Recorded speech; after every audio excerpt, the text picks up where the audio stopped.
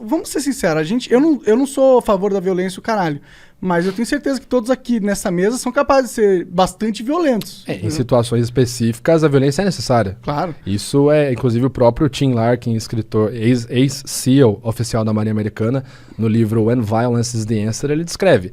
Existem pequenas situações que talvez a maioria das pessoas não passe na vida, ok? Pequenas situações. As que passarem irão passar no máximo uma, ou raramente uma outra pessoa irá passar no máximo duas, que é quando a sua vida é diretamente ameaçada. Nesses casos onde sua vida está diretamente ameaçada e onde a violência é aplicada, você deve reagir de forma muito mais violenta. Então, em alguns casos super específicos. Né? Mas por exemplo, não um comportamento violento. Vou dar um exemplo polêmico aqui, né? Olha lá. Se preparem. Vou tomar água.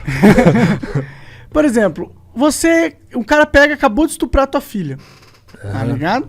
E aí eu sei que eu tenho uma chance em 5 de ir preso se eu matar esse cara. É crime passional. Pode ser visto como crime passional. Ok, mas eu tenho certeza que essa opção se abre bem mais se eu estando no Brasil do que eu estando nos Estados Unidos, tá ligado? Se abre pra você se ferrar ou não? Não, se abre pra eu escolher essa opção, sacou? Tá, porque assim, o direito no Brasil ele é muito... Cara, e isso não são palavras nem minhas, né? Eu gravei recentemente um vídeo com o professor da Universidade Federal de Minas Gerais, o Dr. Túlio Viana, e ele fala, o direito do Brasil é muito conservador, ainda. Então ele vai se apegar a vários outros conceitos. Vou te dar um exemplo. Isso que você está falando, aconteceu um caso real, exatamente essa situação que você descreveu. Se eu não me engano, no Texas, em 2017, 2018. O cara chegou na casa dele, a filha dele, acho que adolescente, enfim, jovem, criança, estava sendo estuprada. Ele cobriu o cara de porrada, depois finalizou com um tiro na cabeça, no Texas. Ele só ligou pra polícia buscar. Então assim, tá certo, tá errado? Não, o ponto aqui é a diferença da aplicação da lei, certo? Nos países e inclusive nos estados, né? Pegando o próprio Texas como exemplo, se você observa ali a legislação armamentista, né? Por exemplo, a lei do desarmamento, tem várias situações diferentes, mas por exemplo, nos Estados Unidos, isso é regulamentado nos estados. Então, por exemplo, no Texas, aspas, quase todo mundo pode ter uma arma. E, assim, não é muito difícil. Você chegar lá com seus documentos de identidade, tiver tudo ok, eu quero uma .40. É igual comprar balas. Quer pegar munição a granel? Qual munição você quer? Special? Mais P? O quê? Você pode ter um arsenal dentro de casa. Sim. São vários pormenores, mas em essência é muito interessante esse ponto da aplicação da lei. Uhum. Né? É muito diferente no Brasil, cara. Eu, pessoalmente, gosto bastante da filosofia do Texas. Do Trânsito de Texas. Eu acho que deveria ser. A gente ia copiar um pouquinho essa filosofia. É complicado.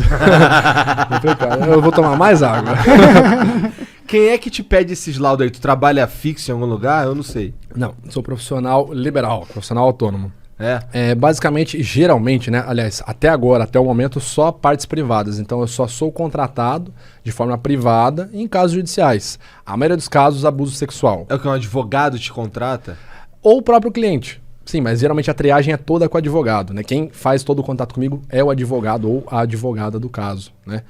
Mas a maioria dos casos, tudo abuso sexual e a maioria abuso sexual infantil.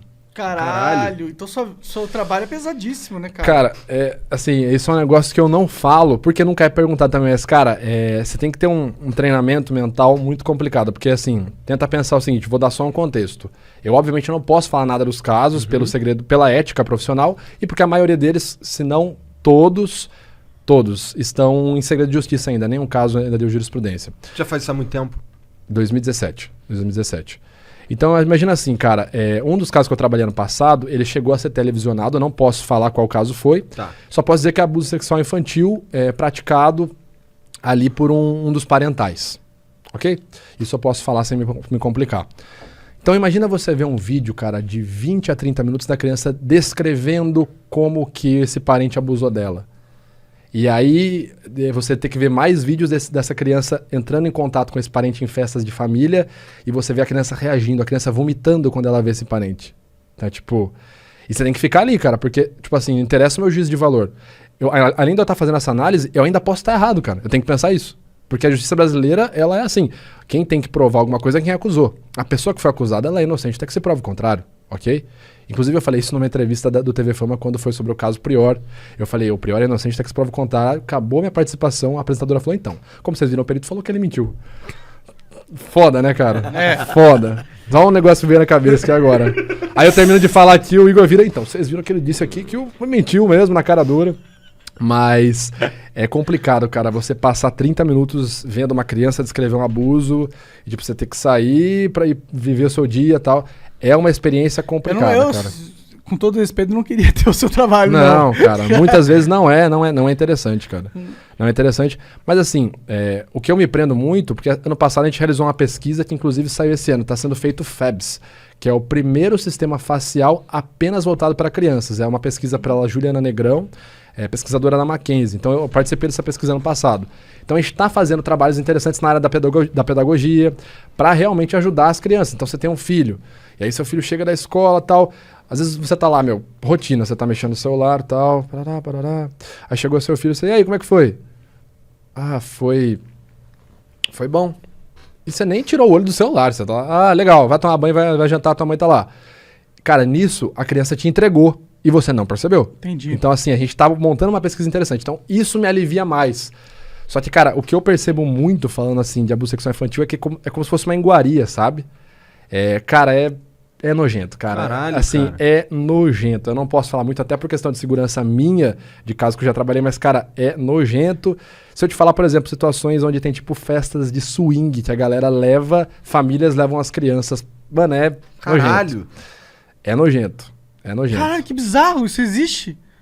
No What Brasil. the fuck, Aqui no Brasil. meu? E não é um caso só. E eu digo que eu não queria ter esse emprego porque eu sei que é difícil, mas eu sei que ele é muito importante que exista. E que eu espero ajuda. tá fazendo algo de bom com também. certeza. E que ajuda muitas pessoas, eu não duvido disso. Só que deve realmente ser. Tipo, eu pessoalmente não sei se eu teria estômago, tá ligado? Deve ser algo realmente complicado. Eu lido com a internet, já fico maluco, imagina ter que lidar com essa porra. Cara, é o que eu falo.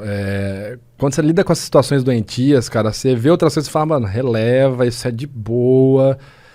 Cara, é complicado. Assim, eu tô trabalhando num outro projeto paralelo, que eu espero poder falar sobre ele logo em breve, né? Que é uma série, não posso falar muita coisa, mas é uma série que eu espero que dê certo esse projeto. A gente tá nas tratativas aí. Mas é sobre um serial killer, um assassino estuprador em série, que basicamente, cara, eu fiz até um vídeo sobre ele, é o assassino da minha infância. Porque esse cara, na região que eu moro ali no interior de São Paulo, ele estuprou e matou de forma brutal. E quando eu falo brutal, para vocês terem uma noção, as crianças que se comportavam durante o estupro, crianças de 5 a 10 anos de idade, esse era o perfil dele, as crianças se comportavam bem, não gritavam como ele falava, ele apenas estrangulava. Essa era a forma de promover, de premiar elas. As que gritavam, choravam, tentavam escapar, ele matava no soco, geralmente primeiro esmagando a mandíbula delas. Então, assim, o cara pesado mais de 100 quilos. Então, primeiro ele esmagava a mandíbula de uma criança de 5 anos, ela ia ficar chorando, sentindo dor, enquanto ele praticava a violência sexual, e depois ele matava no soco que sobrava da criança. Caralho! E esse cara morou a 2 quadras da minha casa, quando eu tinha 5 anos de idade, na época que ele estava na ativa nos crimes. Caralho! Esse é um caso muito cabuloso, cara. E eu creio, assim, memória falsa é uma realidade, mas eu tenho a forte memória de ver ele passando na frente de casa, porque ele ficou conhecido na minha cidade como o assassino da bicicleta. Porque ele era alcoólatra, então ele passava fazendo reparos em porta de bar, fazia serviço de engraxate, e sempre com uma bicicletinha vermelha. Então, eu tenho essa imagem de eu estar jogando bola na garagem de casa e, tipo, ver um senhor fortão, assim, gordão, passando com uma bicicleta vermelha. Então, tipo... Caralho. Esse negócio é muito louco, cara. Eu não acredito nessas coisas de energia, espírito, destino. Mas é muito cabuloso esse caso dessa pessoa ter acontecido super perto da minha casa, assim, vamos dizer, na época que o cara tava na ativa, e hoje eu trabalhar com abuso sexual infantil, com análise de abuso sexual infantil. Caralho, realmente é bizarríssimo. Esse cara já era. Imagina. Ele morreu em 2013. Diz na notícia que ele teve um infarto, né? Não sei se realmente foi verdade. Entendi. Mas espero que não. Espero que tenha morrido de uma forma muito Tomara que tenham quebrado o mais maxilar dolorosa. dele. Cara,